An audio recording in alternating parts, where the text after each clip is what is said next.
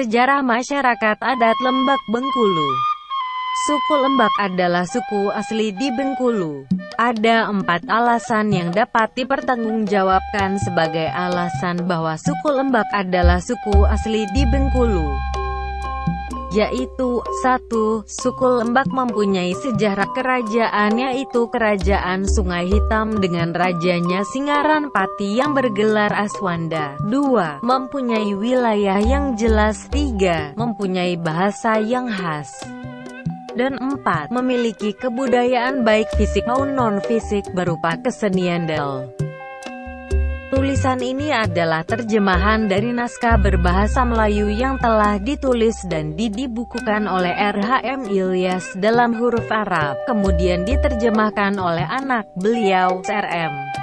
Yakub, yang berbahasa Inggris maupun Arab Melayu. Kami berkeyakinan suku Lembak termasuk suku yang berada gelombang pertama mendiami dataran bumi Bengkulu ini.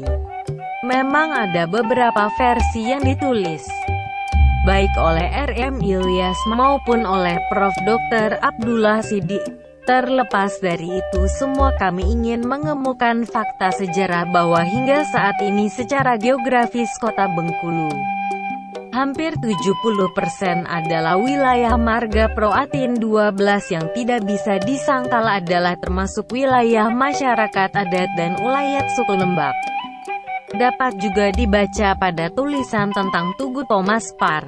Selengkapnya kami sajikan terjemahan langsung dari tulisan R.H.M. Ilyas dalam bentuk pasal-pasal, dan Anda silakan melakukan kajian dan menyimpulkan sendiri.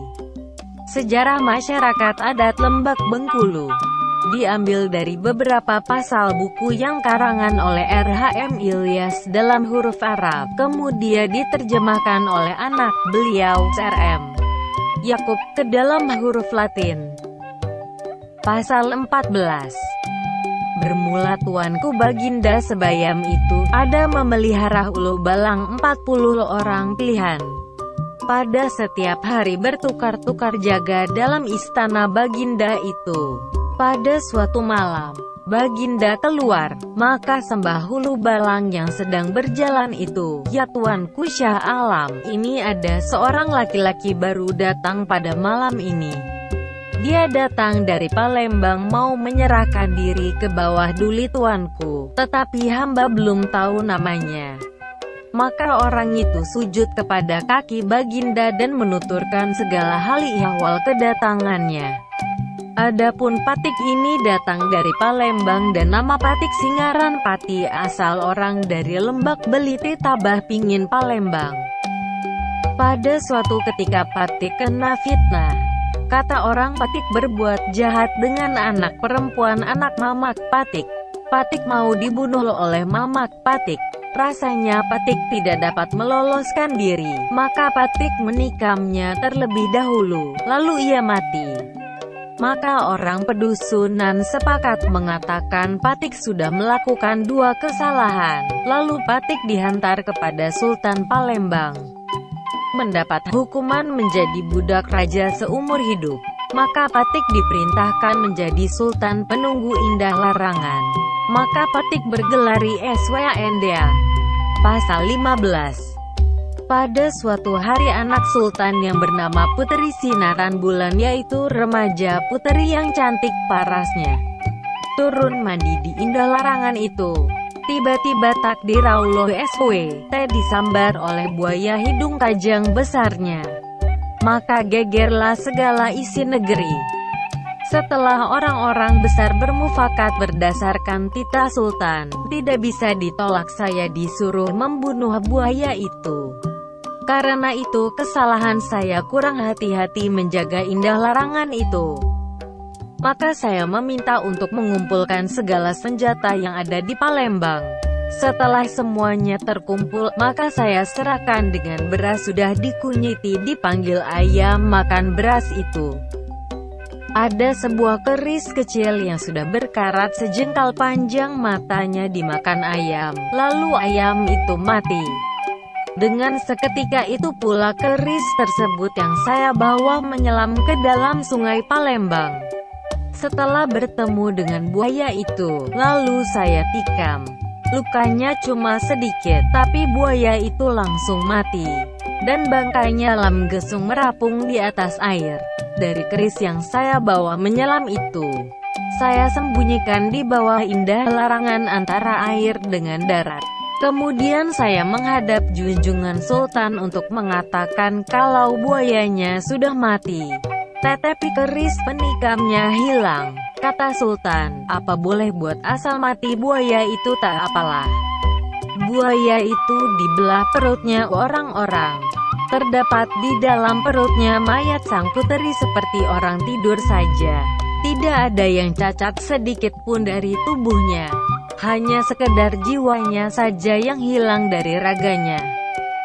Pada malamnya saya lari membawa keris itu menuju ke hulu Palembang, dengan maksud ingin kembali ke dusun saya.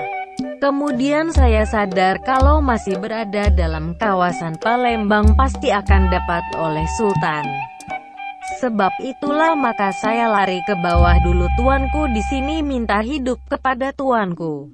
Karena hamba lari dari rumah raja. Sekarang hamba ke rumah raja di sini. Hamba serahkan jiwa hamba kepada tuanku.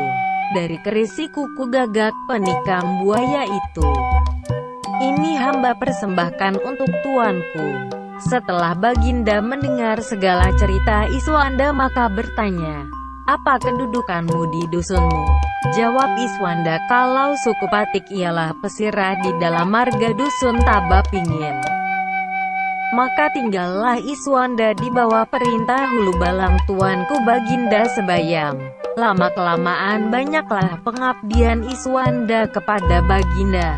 Mana pekerjaan yang sukar-sukar tidak dapat dikerjakan oleh orang lain, maka Iswanda lah yang mengerjakannya. Sifat Iswanda menurut adat seorang hamba dengan tuannya, bila dipanggil datang, disuruh pergi, ditegah diam.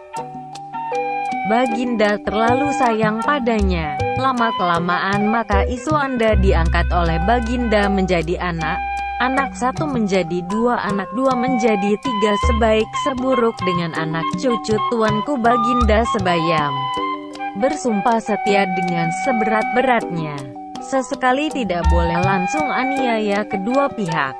Siapa yang mungkir janji dimakan sumpah. Dikutuk disakawi, dikutuk Quran 30 juz, jatuhlah murka Allah dengan seberat-beratnya. Kalau hilang sama dicari, terbenam sama diselam, selama air hanyut, selama gagak hitam, tidak lapuk di hujan, tidak lekang di panas selama-lamanya. Pasal 16.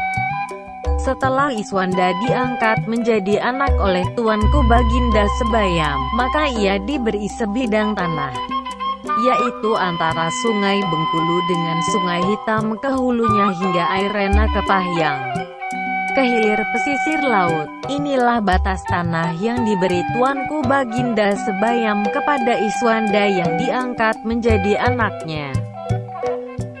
Pasal 17. Maka kedengaran kabarnya kepada adik sanak Iswanda mengatakan Iswanda sudah diangkat anak oleh Raja Bengkulu. Kemudian mereka datang dari Lembak Beliti menurut Iswanda. Apabila sudah banyak familinya, mak Iswanda suruh cincang lati di pungguk beriang namanya di pinggir air Sungai Hitam. Tempat itulah mula-mula Iswanda membuat dusun. Duduklah ia memerintah tanah bumi yang sudah dikasih oleh tuanku Baginda Sebayam. Sebab inilah ia bernama Raja Sungai Hitam, karena diam di pinggir air Sungai Hitam. Apabila Iswanda sudah tetap berdusun dan memerintah, makin bertambah-tambah juga datang kaum kerabatnya. Maka bertambahlah dusunnya. Demikianlah adanya dibuat pada tahun 938 Hijrah. Pasal 18. Setelah wafat Baginda Sebayam, beliau diganti dengan anaknya yang bernama Baginda Senanap yang bergelar Paduka Baginda Muda. Pada masa ini datang lagi seorang dari Tabapingin yang bernama Abdus Syukur, seorang ulama. Dia menemui Baginda Senanap. Kemudian beliau disuruh menemui Iswanda karena Abdus Syukur juga masih kerabat Iswanda. Abdus Syukur inilah yang menjadi asal nenek moyang orang Pagardin yang mula-mula menyiarkan agama Islam di Sungai Hitam sampai ke Lembah Delapan. Abdus Syukur sering disebut dengan Tuan Tue, dimakamkan di Dusun Paku Aji. Pasal 19. Kemudian datang juga orang dari Lembak Beliti, yaitu Jukuwang, Jakat, Darti dan Lubuk Bisu. Mereka menemui Raja Sungai Lemau, buat minta lahan sebagai tempat tinggal. Akhirnya mereka disuruh tinggal di pinggir air Bengkulu sebelah kiri Mudik, yang juga termasuk lahan yang diberikan kepada Iswanda. Mereka inilah yang menjadi nenek moyang orang marga Mentiring. Pasal 20. Setelah wafat Paduka Baginda Muda, maka beliau digantikan oleh anaknya yang bernama Tuanku Baginda Kembang Ayun, dimakamkan di Kembang Ayun. Kemudian digantikan anaknya Tuanku Baginda Burung Binang. Saat Tuan Baginda Burung Binang memerintah, datang dua orang suami istri. Suaminya orang Renjang, sedang istrinya orang Lembak. Kedatangannya juga meminta lahan. Akhirnya diberikan lahan di Kuala Air Palik. Persembahannya adalah seekor kerbau bertali rambut diikat di batang cekur di halaman tempat Tuanku Burung Binang. Kubur Tuanku Burung Binang di seberang Des Kederas lama. Dia diangkat menjadi pembarap, tetapi bukan pembarap di bawah Pasirah, melainkan pembarap di bawah raja yang sama kedudukannya dengan Pasirah, serta dikurnia pula sedikit angkatan pasukan. Dialah asal nenek moyang orang Lubuk Tanjung. Pasal 21. Pada saat itu datang juga orang dari Muara Lakitan, Lembak Darat, laki-laki dan perempuan dari kaum kerabat Iswanda. Pada saat itu Iswanda sudah meninggal. Mereka meminta lahan kepada Raja Sungai Lemau, kemudian diberoleh Tuanku Baginda tanah di pinggir air Bengkulu di sebelah kanan Mudik dan di sebelah hulu hingga air Lapur. Mereka inilah menjadi nenek moyang orang Porwatin 12 tepi air. Demikianlah sejarah asal orang Bengkulu yang saya temukan di situs web tentang sejarah Bengkulu. Jangan lupa ikuti terus channel saya dengan cara subscribe dan klik tombol lonceng.